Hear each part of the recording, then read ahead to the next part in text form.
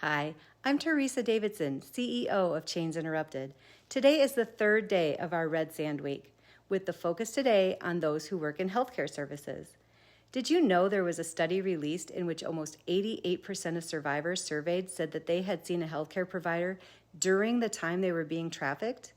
The majority of these survivors were seen in an emergency room or hospital, but many were seen in various clinic settings as well.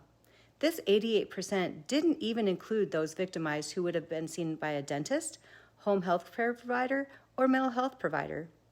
Healthcare workers have an incredible opportunity to identify and assist someone who is being trafficked for sex or labor.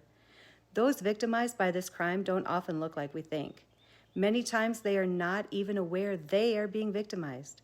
They think they're in a relationship, romantic, friendship, or a part of a new family. Roughly half of survivors today report they were trafficked by a family member. On a side note, it is important for everyone to understand that anyone under 18 years of age engaging in commercial sexual acts is a victim of human trafficking by Iowa and federal law. There is no such thing as a child prostitute.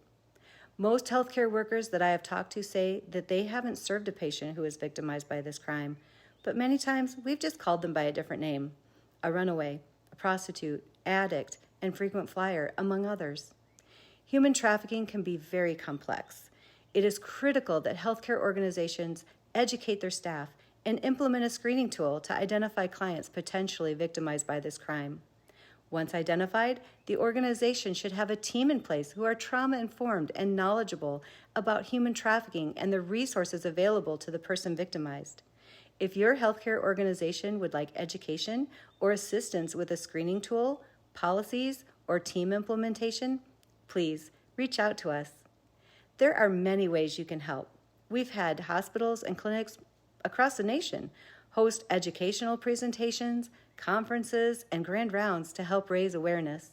We have had local organizations assist with mayoral proclamations, booths and tables at events, and even walked with us in parades.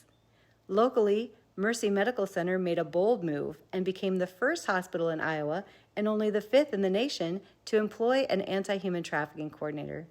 And St. Luke's Hospital raised enough money for a survivor to get tattoos and a branding her trafficker had placed on her covered up.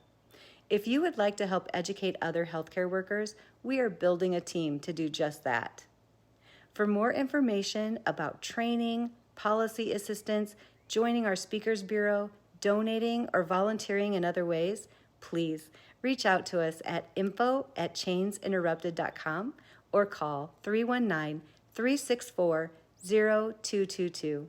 Together, we can stop this heinous crime.